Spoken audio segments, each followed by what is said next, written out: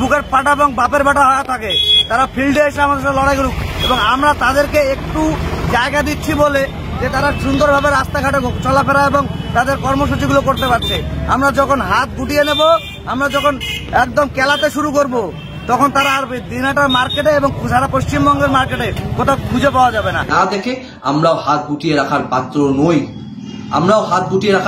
নই, আমরাও রাস্তায় আছি, রাস্তার লড়াই রাস্তাতেই দেখা হবে। দিনহাটার তৃণমূল ছাত্র পরিষদের বিক্ষোভ, এসএফআই কর্মীদের হুঁশিয়ারি নেতার। দিনহাটার এসএফআই কর্মীদের উদ্দেশ্যে কড়া বার্তা দিলেন তৃণমূল ছাত্র পরিষদের নেতা আমির আলম। শনিবার দিনহাটা কলেজে প্রবেশদ্বারে বিক্ষোভ কর্মসূচি পালন করে তৃণমূল ছাত্র পরিষদের কর্মী সমর্থকরা। এই কর্মসূচির মধ্যেই সংবাদ মাধ্যমের কাছে প্রতিক্রিয়া দিতে গিয়ে সিপিআইএম কর্মীদের কড়া ভাষায় আক্রমণ করেন আমির আলম। তৃণমূল ছাত্র পরিষদের অভিযোগ, সম্প্রতি অক্সফোর্ড বিশ্ববিদ্যালয়ে পশ্চিমবঙ্গের মুখ্যমন্ত্রী মমতা বন্দ্যোপাধ্যায়ের বক্তব্য চলাকালীন সিপিআইএম এর কিছু কর্মী তাকে অপমান করে এবং তার বক্তব্যে বাধা দেয়। এই ঘটনার প্রতিবাদে রাজ্যের বিভিন্ন কলেজের পাশাপাশি দিনহাটা কলেজেও বিক্ষোভের আয়োজন করা হয়।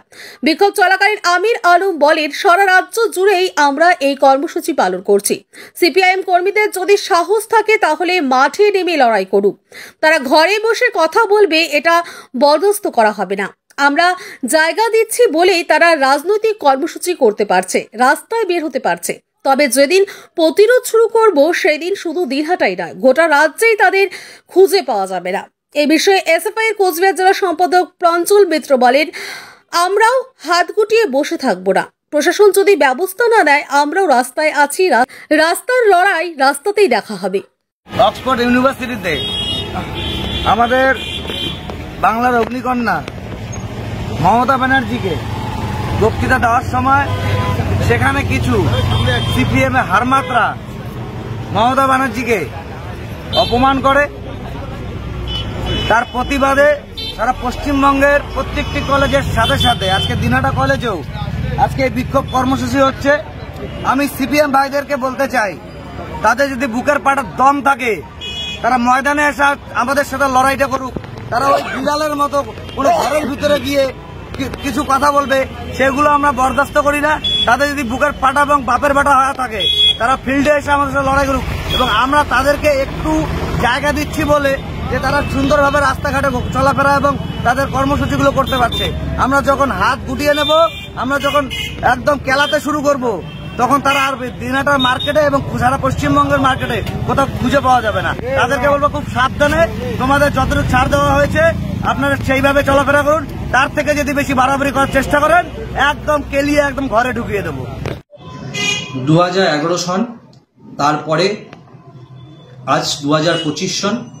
এই গত 14-15 বছরে রাজনৈতিক পালাবদলের পর বাংলার গণতন্ত্র আজ বিপন্ন। আগামী দিনেও দেখেছি, গত দিনও দেখেছি, আজকেও দেখছি, বারংবার দেখছি যে বাংলার গণতন্ত্র কোথায় এসে দাঁড়িয়েছে।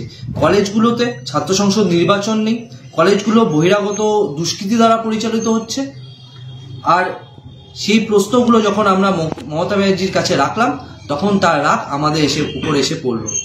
আমরা গতকাল বেকারি বিরোধী দিবস, সেই দিবসে উত্তরকন্যা অভিযান করেছিলাম, ছাত্র যুবরা ছিল, তার উপর পুলিশের বর্বরোচিত আক্রমণ।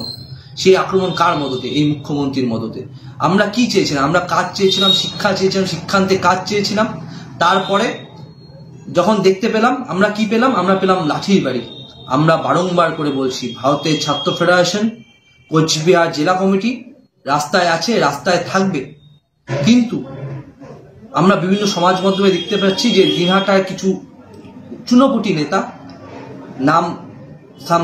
নাম আলোক, সে বলছে আমাদের নাকি মেরে গুটিয়ে রাস্তা ঘরে ঢুকিয়ে দেবে।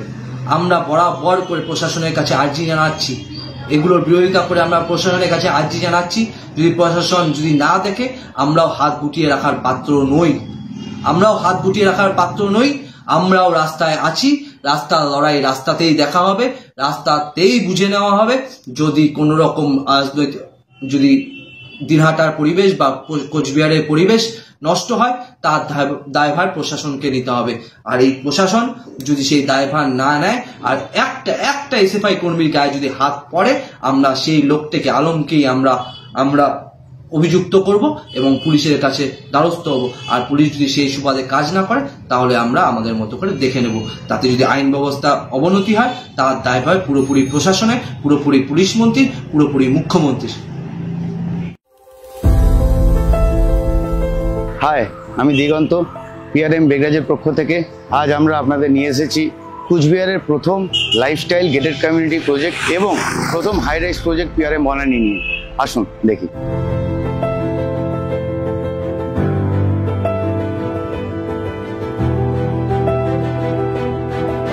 এটা প্রথম আমাদের গেটেড কমিউনিটি লাইফস্টাইল প্রজেক্ট। এখানে আমাদের টোটাল 5টা টাওয়ারের প্রভিশন আছে, যার মধ্যে আমরা এখন 2টো টাওয়ার লঞ্চ করেছি 102 ফ্ল্যাটের।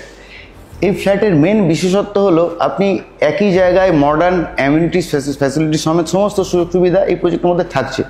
Swimming pool, gym, community hall, খেলার জায়গা, লাইব্রেরি, যোগা ডেক এবং আরও অনেক কিছু ইনডোর আউটডোর মিলে মোটামুটি 50+ অ্যামিনিটিস আছে। এবং সিকিউরিটির পারপাসে 24 hour CCTV, intercom facility, everything থাকছে। এটা আমাদের পিআরএম বনানীর কেমন হবে তার একটা মিনিয়েচার প্ল্যান। আপনি যদি আমাদের এখানে কোনো ফ্ল্যাট বুক করেন, যে কোনো ফ্ল্যাট, প্রত্যেকটা ফ্ল্যাট ইন্ডিভিজুয়ালি আলাদা। যেমন এই একটা ফ্ল্যাটের আমি আপনাকে দেখাচ্ছি, যার 3 সাইড ওপেন পাবেন, ফ্রন্ট ফাঁকা, ডান দিক ফাঁকা, বাঁ দিক ফাঁকা। প্লাস আরেকটা খুব ভালো ইউএসপি আছে, এক একটা টাওয়ারের জন্য আমাদের 3টে করে লিফট থাকছে, 2টো প্যাসেঞ্জার লিফট আর স্ট্রেচার লিফট। আর একটা খুব ভালো জিনিস আমরা দিচ্ছি, যেটা হচ্ছে প্রজেক্টের ভেতরেই ওয়াটার ট্রিটমেন্ট প্ল্যান্ট ইনস্টল করছি। ইন্ডিভিজুয়াল যা যা ফ্ল্যাট আছে প্রত্যেকটা ফ্ল্যাটে কিন্তু আমরা ট্রিটেড ওয়াটার সাপ্লাই করব।